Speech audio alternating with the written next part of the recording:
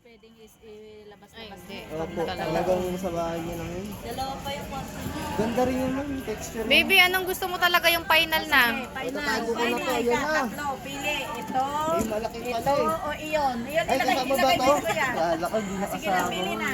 Nasaan gusto mo? Ay, malaki talaga, ma'am. Patay na. Pa-Christmas mo na daw yun, ha?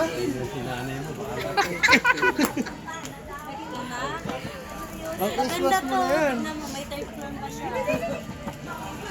Asan gusto mo, anak? Ayun na, pang-Christmas na daw niya. Mami. Asan daw yung gusto niya? Ayan, pang-Christmas na daw po. Kalat lang niya yan. Asan yung gusto mo, baby? Yon?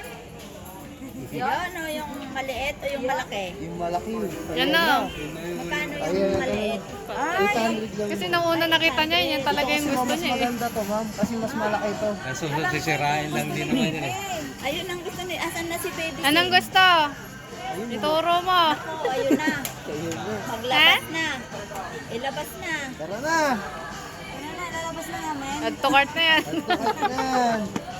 Asan na yan? Ah, ito yun, yung isa, 800. Asan na si baby C? Yung malaki daw gusto niya, sir. Ayun o.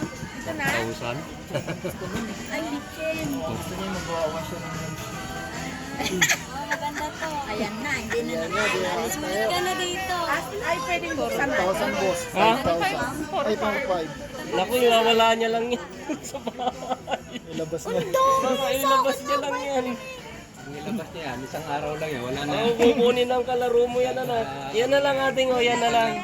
Ito na lang, kasi may barko, o. Pwede nilagay din sa ano yan. Yan, pag nilabas niya yan dyan sa bahay niyo, siguro pagbalik wala na yan. May ganyan siya dun eh. May ganyan na siya eh. Yung pink.